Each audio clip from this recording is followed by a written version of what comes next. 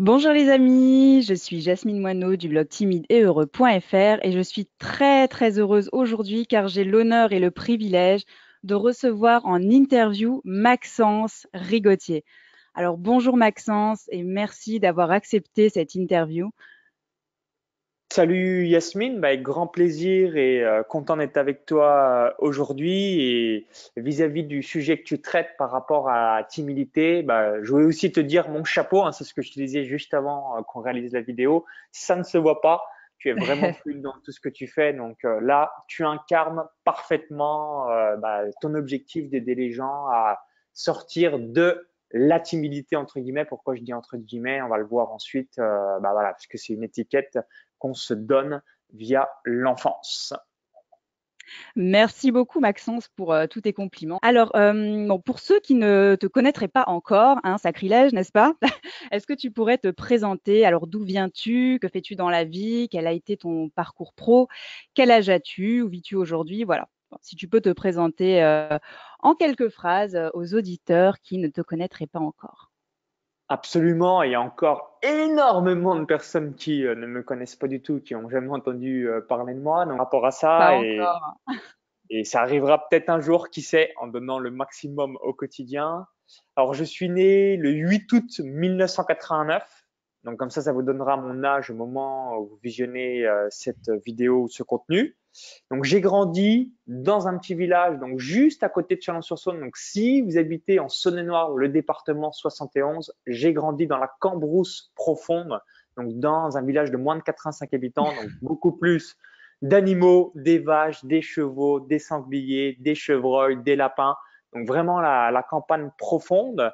Et ce qui m'a forgé vraiment par rapport à la campagne, c'est cette persévérance et aussi cette culture travail. Donc là-dessus, c'est ce qui m'a permis par la suite de réussir sur Internet. Donc 0 à 19 ans, j'ai grandi dans une ferme.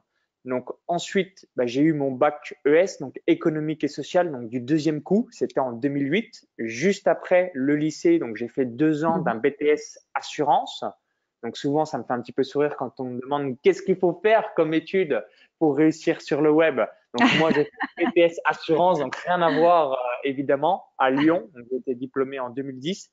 Et le déclic a eu lieu pendant l'école de commerce. Donc j'ai fait 1 an à Euromed Management, donc une école de commerce à Marseille, qui s'appelle aujourd'hui Mhm. Cage Business School. Donc c'est une fusion Marseille-Bordeaux. Donc j'ai eu du coup entre guillemets, hein, ça s'appelle un bachelor, une licence management financier. J'ai arrêté en cours de route pour me concentrer sur Internet. Donc BTS assurance, bac ES, licence management financier. Donc le déclic vis-à-vis de l'école de commerce parce qu'on faisait tout sauf du commerce. Donc on est vraiment mis dans D'accord. le positif pour être cadre ou cadre supérieur à IBM, Total, Renault, la Galerie Lafayette. Donc vraiment être un cadre ou cadre supérieur, mais pas être un entrepreneur Mhm. ou encore moins un commerciant ou quelqu'un qui a un pro de la vente. Et du coup, ensuite, quand je me suis lancé sur Internet, donc le 1er février 2011, donc en ayant fait quelques recherches sur Google, j'ai tapé changer de vie dans Google, je suis tombé sur Olivier Roland qui a le site Des livres pour changer de vie. Et très rapidement, donc j'ai lancé 2 activités. Donc 1er février 2011, Paris sportif que j'ai encore aujourd'hui et à partir du 7 janvier 2015, une autre activité qui est sur le web marketing. Donc c'est ce qui m'a permis d'être millionnaire à 29 ans en partant de zéro. Donc grâce à tous ces différents business sur Internet, ces deux principaux. Et aujourd'hui, donc je suis expatrié à Tallinn en Estonie. Donc dans un premier temps, j'ai habité à Malte, donc de fin 2012 à début 2018. Et depuis avril 2018, je suis Mhm. expatrié à Tallinn en Estonie, donc qui est la capitale de ce pays. Donc j'investis dans l'IMO, j'investis dans la bourse, paris sportifs, bref, toutes les choses qui me permettent là aussi de me constituer un patrimoine et d'avoir des revenus passifs. Donc voici un petit peu par rapport à mon parcours. Donc quand je le résume, voici comme je me présente en 10 secondes. Millionnaire Internet, conférencier international et homme d'affaires, puisque j'ai aussi ma marque de vêtements. Maxence Rigotier, je sponsorise un athlète qui s'appelle Johan Koval. Donc si vous êtes coureur, vous aimez la course à pied, eh bien il a été champion d'Europe de 3000 mètres steeple à Zurich en Suisse. Donc j'aime bien, voilà, j'ai différentes casquettes et c'est ça, voilà, si vous êtes un entrepreneur, J'imagine que vous aimez avoir 50 000 projets, ou du moins vous avez un tas d'idées. Et c'est ça qu'on aime quand on est entrepreneur, c'est à chaque fois voilà, passer de l'action à l'action à l'action à l'action pour se développer. C'est tout à fait exact, Maxence. Donc à l'écoute de ton parcours, on peut que être estomaqué, juste waouh! Waouh, 29 ans, tu as réussi à vivre, 10 000 vies et c'est tout à ton honneur et c'est extrêmement inspirant et d'ailleurs, c'est pour ça que je t'ai, proposé cette interview. Du coup, quelle était la distinction que tu voyais de moi, par exemple, par rapport à quelqu'un d'autre comme ça, là, ça serait intéressant de savoir ton feedback. Donc toi, c'est vraiment le contenu, la qualité de travail, la persévérance, le mindset et vraiment c'est ça qui m'a sauté aux yeux, quand je t'ai découvert. Et depuis, je te suis et voilà, c'est très, très bizarre à dire comme je te l'ai écrit dans le mail, mais je suis très fière de toi.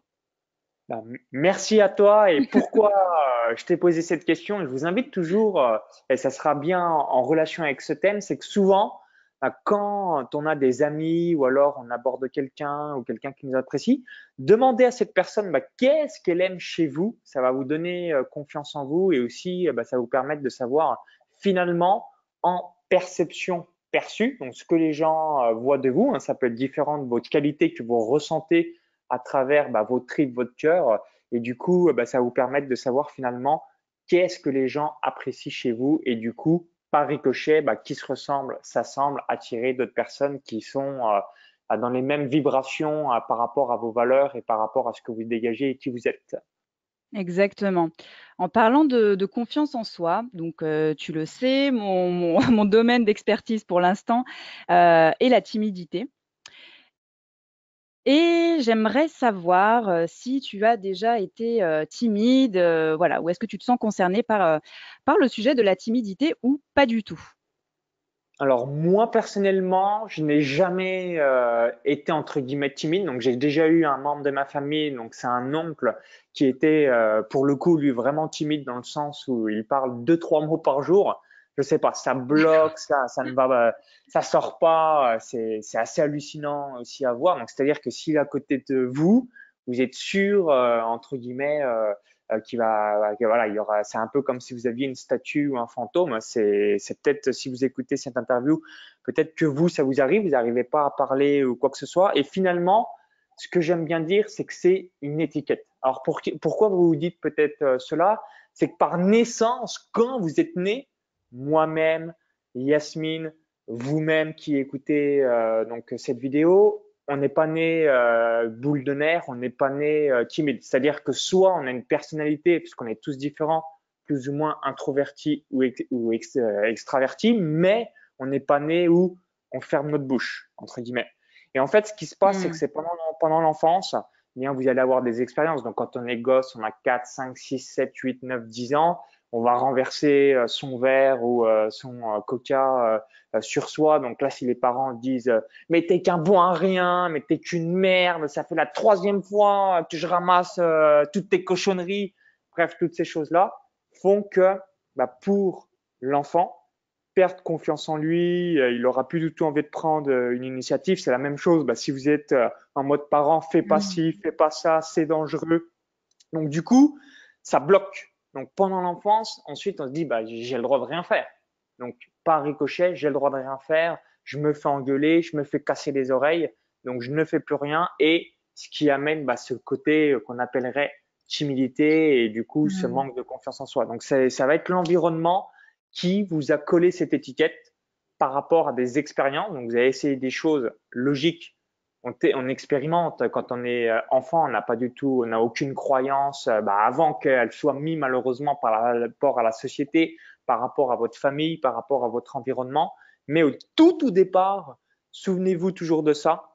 Par naissance, nous ne sommes pas timides. Soit on est plus ou moins Mmh. introverti ou extraverti, mais c'est seulement en fonction des expériences de notre enfance et de notre adolescence que là, on va se coller une étiquette sur soi et ensuite, c'est ce qui va déterminer Exactement. si Mmh. on ne change pas ses croyances ou son comportement à la suite de notre vie. Ouais, ouais, c'est vraiment l'environnement social qui définit notre futur caractère, hein, nos croyances, nos barrières mentales également. Et il faut vraiment avoir conscience de ça, c'est-à-dire qu'il est important de faire un feedback à notre vie et se rappeler quel a été l'élément déclencheur ou les éléments déclencheurs qui auraient pu déclencher cette timidité. Et ensuite, se mettre un bon coup de pied aux fesses et se dire maintenant stop. On arrête, on avance, on sort de notre zone de confort, on expérimente et on part du principe qu'on n'est pas timide. On n'est pas timide. C'est Anthony Robbins qui donnait ce conseil, exactement comme tu le dis. Hein, voilà, se définir comme timide, c'est une étiquette. Ce n'est pas la réalité de la chose. Donc, quand on se définit en tant que timide, on agit comme un timide. Si on se définit autrement que timide, on agit autrement. Donc voilà, tu as très très bien résumé le concept de la timidité en quelques mots. Alors, Et ça me fait rebondir juste avant aussi par rapport à ce que tu évoquais. Donc, ce qui est évoqué dans le développement personnel, c'est exactement ça, c'est le monologue intérieur. Si vous c'est ça. répétez à longueur de journée, je suis une merde, je suis timide, j'ai peur, j'y n'y arrive pas, donc que ce qu'on appelle un monologue négatif, bah, le cerveau, en fait, il distingue absolument pas la différence du vrai ou du faux. C'est-à-dire que si vous dites je suis un gagnant, je Exactement. suis un leader, je suis un champion, je suis un chef d'entreprise, je suis un homme extraordinaire. Donc, monologue intérieur excellent, plus là pour choquer le système nerveux, le dire en le criant. Donc, je sais, donc faites-le chez vous parce que dans la rue, les gens vont se retourner, vont avoir un peu peur. Moi, ça m'arrive des fois de Si, crier un si, peu dans la faites-le rue. dans la rue quand même. Bon, il y aura des gens qui vont vous regarder avec des gros yeux ronds, mais c'est assez marrant. Et voilà. Donc, un monologue intérieur le plus positif possible. Et ensuite, voilà, j'ai confiance en moi au lieu de dire je suis timide. Toutes ces choses-là et le dire avec conviction et au fil du temps, comme le cerveau ne distingue pas du vrai du faux, bah, c'est ça qui va vous permettre vraiment d'avancer et justement d'avoir cette confiance en vous grâce à ce monologue intérieur. Ouais. Tout en faisant des exercices, des petits défis que vous pouvez relever pour accompagner ce nouveau mindset. C'est très, très important de coupler le dialogue intérieur avec l'action. Alors Maxence, j'aurais voulu te poser une petite question par rapport à l'entrepreneuriat, bien évidemment. Est-ce que tu aurais un petit conseil à donner, un ou plusieurs conseils à donner aux petits entrepreneurs comme moi qui débutent et qui se retrouvent le nez dans le guidon et voilà, parfois ça peut être un peu effrayant de se retrouver seul, hein, parce qu'au final, c'est vrai qu'on a tendance à se retrouver seul, surtout au début. Donc voilà, quel conseil donnerais-tu aux entrepreneurs débutants? Donc, dès que vous êtes intéressé par rapport à l'entrepreneuriat, c'est de démarrer au plus vite. Souvent, on est paralysé par rapport au regard de l'autre, la critique, le jugement, mais voilà, c'est la bonne ou la mauvaise nouvelle, vous la prenez comme vous voulez. Tout le monde va se foutre de votre gueule en quelque sorte au démarrage. Et c'est normal. Moi, quand j'ai démarré sur Internet le 1er février 2011, tout le monde se foutait de ma gueule. Aujourd'hui, en 2019-2020, tout le monde me demande des conseils. Donc c'est ça. Donc vous pouvez Ouais. jamais changer les autres, vous pouvez seulement les inspirer. J'ai investi dans la bourse. Donc là, d'ici 2020, j'aurai 1 million d'euros investis dans la bourse. Donc mon objectif, c'est d'avoir 10 millions en 2030. Donc là aussi, on se fout de Waouh. ma gueule. Et quand j'aurai 10 millions d'euros dans la bourse en 2030, je sais que plus personne va se foutre de ma gueule. On va là aussi encore me demander des conseils. Donc souvenez-vous, démarrez au plus vite. Si on se fout de votre gueule ou personne ne croit en votre projet et toutes ces choses qui vont avec, c'est normal. Sachez que 100% des idées passent par ce stade-là. Croyez en vous, foncez, mettez des actions au quotidien et en faisant ça, c'est ça qui va vous permettre justement d'avoir des résultats. C'est un peu la même chose. Si vous abordez des gens dans la rue, au début, vous allez avoir des échecs, c'est-à-dire qu'il y a une grosse probabilité que les gens vous posent un vent et au bout de Mm. vous entraîner, entraînement, vous allez avoir des gens qui vont vous dire oui par rapport à ce que vous leur demandez et c'est comme ça que vous allez évoluer, donc être dans la croissance. Donc démarrez Ouais. vraiment plus vite. Si on se fout de votre gueule, c'est normal, mais sachez que lorsque vous allez réussir, vous allez avoir du succès, ces mêmes personnes vont vous demander des conseils parce que vous les aurez inspirés. Pour changer une personne, souvenez-vous, vous pouvez seulement les inspirer. Pour changer une personne, ça vient seulement avec l'inspiration à 95% du temps. Exactement. Et ça me rappelle une phrase. Alors pour le coup, je ne me rappelle absolument pas qui l'a prononcée la première fois. C'est au début, ils vous demanderont pourquoi vous faites ça. Et après, ils vous demanderont comment vous avez fait. Et j'adore me rappeler de cette phrase. C'est voilà, ça résume un petit peu le parcours, en tout cas le tien, de l'entrepreneur. Bingo! Je valide Yes. Yasmine, la citation. Je sais pas non plus qui c'est qui l'a dit, mais j'ai déjà entendu et honnêtement, c'est exactement ça. Donc souvenez-vous Mm. et go, go, go, go, go! Foncez! Et n'ayez pas peur, ne soyez pas timide. Allez aborder les gens, osez, osez demander, osez vous prendre des vents de temps en temps. Ça arrive. L'échec n'est pas une fatalité en soi et l'échec fait grandir. Souvenez-vous aussi, hein, vous avez certainement déjà lu hein, via des citations, soit j'apprends, soit je gagne. Et c'est ça, en fait, l'échec n'existe pas si vous avez le mindset Exactement. en vous disant quand vous vous trompez, quand je me trompe, donc quand j'ai raison, bah, je dis je gagne. Quand je me trompe, je dis j'apprends. Et c'est comme ça, bah, finalement, qu'on s'améliore au fil du temps et qui vous permet bah, de savoir bah, les choses qui fonctionnent à l'avenir. Yes. Alors, pour rebondir ce petit passage sur l'entrepreneuriat, toi, quelle est ta plus belle réussite? Ta plus belle réussite pro ou même perso? Celle qui t'a vraiment fait prendre confiance en toi, un truc de dingue. Voilà. Si tu pouvais te confier un petit peu à nous sur ça.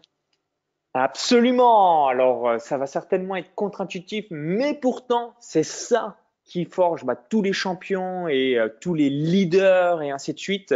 C'est que c'est des succès au quotidien. Donc, contrairement à ce que les gens pensent, bah, c'est pas un succès en mode loto ou en mode on a gagné la Coupe du Mmh. Monde, comme au foot où ça te tombe sur le nez. Gros succès. Non. C'est à travers des succès qui ont lieu au quotidien, au quotidien, au quotidien. Et comme chaque jour, eh bien, vous êtes fier de ce que vous faites. Donc, quand vous avancez, vous êtes en train de croître et le fait de croître, bah, petit à petit, va vous permettre bah, d'avoir plus confiance en vous, d'être un meilleur speaker, orateur, d'avoir également plus d'aura, plus de prestance, plus de leadership. Mais ça a lieu seulement par rapport à des petits succès au quotidien. Je vais vous donner une anecdote qui va certainement soit vous faire sourire ou alors bah, vous allez le comprendre par la même occasion. Donc, deux anecdotes. Donc, une anecdote investissement. C'est que moi, au début, donc aujourd'hui, j'investis en bourse, immobilier, paris sportifs de manière générale. Mais au tout démarrage dans ma vie, vous avez certainement déjà été confronté. J'avais investi dans des business angels. Donc ça s'est pété la gueule, c'est comme si j'avais brûlé Mmh. l'argent. J'ai investi aussi ce qu'on appelle des Ponzi. Donc vous avez peut-être déjà entendu par le passé des Profit Mmh. 25, des Get Easy, en fait des organismes qui vous promettent de gagner plusieurs pourcents par jour, mais au final, bah, se barre avec la caisse et c'est comme ça. Bah, là, à chaque fois, je perdais 1000 ou Mmh. 2000 euros et j'ai appris. Des petits Madoff, hein. Voilà, c'est exactement Ouais. ça. Et du coup, c'est comme ça bah, qu'on apprend. C'est au début, on fait des erreurs, boum. Mais maintenant, bah, je sais quels sont vraiment les investissements. Je suis beaucoup moins gourmand. J'ai vraiment bah, ce côté dans mon état d'esprit de préserver mon patrimoine, mon capital, même si la rentabilité est assez faible. Parce que c'est la réalité économique. Je suis pareil, je suis sorti du monde bisounours. On peut gagner gros avec petit, qui finalement, bah, ça s'appelle une arnaque. Et bah, une fois que tu es tombé plusieurs Mmh. fois dans des arnaques, bah, forcément, soit tu retires la leçon et tu fais plus l'erreur, soit tu la retires pas et tu vas finir ruiné toute ta vie parce que tu n'apprends pas de tes erreurs. Donc ça, c'est Mmh. l'exemple investissement et maintenant l'exemple entrepreneuriat. Donc là, je vous ai évoqué que j'étais millionnaire Internet et je vais être globalement multimillionnaire, donc 2 millions d'euros à 32 ans. Et surtout, donc là, vous dites, waouh, ce mec-là doit faire énormément d'argent et ainsi de suite. Et la réalité, c'est que je n'ai jamais en 24 heures gagné plus que 15 000 euros. C'est-à-dire que tous les jours, je vais gagner plusieurs centaines à plusieurs milliers d'euros. Donc ça va être 1000 euros, 500 euros, 2000 euros, voilà, des chiffres 997, 197, 497 euros. Donc, c'est tous les jours, tous les jours, tous les jours un processus et qui Ouais. fait un immense succès en quelque sorte en disant, quand j'aurai 32 ans, putain, le mec est multimillionnaire. Et Mmh. là, du coup, les gens te posent la question que tu viens de me poser. C'est quoi ta plus grosse réussite si on parle sur le plan financier pour être devenu multimillionnaire? Et la réalité, c'est pas un jour, il y a 1 million, 2 millions d'euros qui sont tombés du ciel. C'est juste que tous les jours, tous les jours, tous les Progressivement. jours, progressivement, constance, focus, mise en place des actions. Et c'est comme ça que par ricochet, bien, on a ces gros résultats. La même chose pour les sportifs. Quand on dit waouh, vous faites comment pour être aux Jeux Olympiques et ainsi de suite, c'est que les gens s'entraînent tous les jours, tous les jours, tous les Et jours, ouais. 2, 3, 4, 5, 6 heures par jour, 2 entraînements par jour, ce qui fait qu'au bout de 10 ans, pour les meilleurs, ils se retrouvent aux Jeux Olympiques parce qu'ils Mmh. ont juste cette constance et cette régularité qui est phénoménale pour vraiment avoir des résultats hallucinants. Yes, donc pensée, effet cumulé. Toujours, Ouais. hein. Méga effet cumulé, effet cumulé, effet cumulé dans tout ce que vous faites. Et c'est ça qui va Mmh. vous permettre d'avoir des méga résultats. Si aujourd'hui, vous voulez être un grand speaker, un grand entrepreneur, un bon mari, un grand chef d'entreprise, ce que vous voulez, un grand sportif, effet cumulé, effet cumulé, effet cumulé. Et c'est ça qui va avoir une grosse différence sur le long terme. Et puis souvent, on me pose une question que tu m'avais évoquée également, c'est finalement comment on peut percevoir la timidité, même si c'est une étiquette chez un entrepreneur. Moi, comment je le perçois, c'est juste un manque de confiance en soi. C'est C'est ça. que les croyances, c'est que tout vient, les résultats de vos projets, de vos activités, de vos business, de tout ce que vous entreprenez, c'est les résultats par rapport à votre croyance. Donc, on a Mmh. tous nos propres limites. J'ai mes limites, évidemment. J'ai encore beaucoup de croyances. Sinon, je serais, comme tu l'as dit au début, tout le monde me connaîtrait, je serais milliardaire. Bref, si j'avais aucune croyance. On a tous nos propres croyances et au fil du temps, hop, on va les casser, on va les gommer, on va les améliorer. Et aussi, j'aime bien donner cette statistique parce que souvent, il y a aussi des personnes qui disent, mais je comprends pas, il y a des gens, ils font des années de développement personnel, ils vont voir des coachs comme toi, ils vont voir 50 000 personnes et ils ont du mal à avoir un résultat. Et c'est la même chose. Moi, j'ai des gens qui viennent me voir et ils ont quasiment pas de résultat, ils ont du mal à passer à l'action. C'est aussi par rapport à ça. C'est que si vous avez, on va donner un Ouais. exemple, vous avez 30 ans.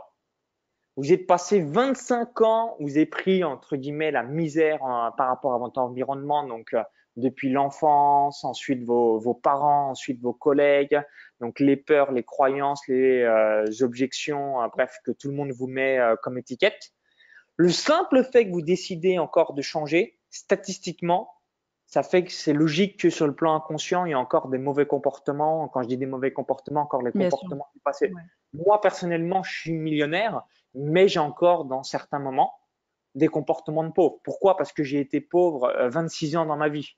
Donc là, Mmh. ça fait 4 ans que, entre guillemets, je suis riche. J'ai beaucoup plus d'argent financièrement, mais si on regarde statistiquement, si on fait le calcul, j'ai été, depuis que je suis né, le jour de ma naissance, plus de 90% du temps pauvre et seulement 10% Ouais. du temps dans la richesse. Donc du coup, pour non seulement faire seulement sur le plan de l'inconscient un 50-50, ça va être à 52 ans. C'est-à-dire que pendant 26 ans, pauvreté, pauvreté, pauvreté, pauvreté. Et ensuite, seulement quand j'aurai 52 ans, sur le plan de l'inconscient statistiquement, ça fera que 26 ans que je suis riche. Donc c'est pour ça qu'on a aussi des relents et des croyances qui ont du mal à partir parce qu'elles ont tellement, tellement, tellement été ancrées que On a du inconsciemment, mal à s'en là, débarrasser, hein. là aussi, c'est dur de s'en débarrasser. Donc, sachez que, Mmh. entre guillemets, quand je dis c'est logique que l'inconscient a du mal à vraiment l'effacer définitivement, mais dans le conscient, très rapidement, en l'espace de quelques minutes, vous cassez une croyance en deux. Yes. Eh bien, écoute, waouh, merci Maxence de nous avoir donné tant de conseils, de nous avoir parlé de toi. Tu redonnes un bon coup de boost au monde de l'entrepreneuriat et du développement personnel également, car tu es extrêmement calé sur ce sujet-là. Tu es un exemple pour toute la jeune génération hein, qui voilà, n'est pas satisfaite de ses études, qui n'a pas forcément une visibilité quant à leur avenir. Et voilà, je suis vraiment très heureuse que tu aies accepté de faire cette interview. Et Ouais, je te remercie. dites-vous toujours cela dans le mot de la fin. Tout est possible. Je répète, tout, absolument tout est possible. Et les seules limites, moi-même, les seules limites que j'ai, c'est mes propres limites, qu'elles sont évidemment mentales, mais absolument tout est possible. Donc ça, c'est important de l'avoir en tête. Et ensuite, c'est mettre en place des actions quotidiennes, ces petites victoires au jour le jour qui va vous amener à des résultats que vous pouvez même pas imaginer. Moi-même, je n'aurais même pas imaginé il y a quelques années en arrière. Mais voilà, donc souvenez-vous par rapport à ça et ça vous permettra quand vous avez un coup de grisou ou la vie vous challenge de vous souvenir de ça et ensuite de repartir de l'avant. Yes, merci Maxence. Donc, pensez, effet cumulé, croyez en vos rêves, sortez de votre zone de confort et modifiez votre mindset car vous êtes tous des killers. Voilà les amis, je vous fais Absolument. de très très gros bisous. Ouais, c'est Maxence qui l'a dit. Je vous fais de très très gros bisous et je vous dis à très bientôt pour une prochaine interview. Ciao, ciao. Ciao.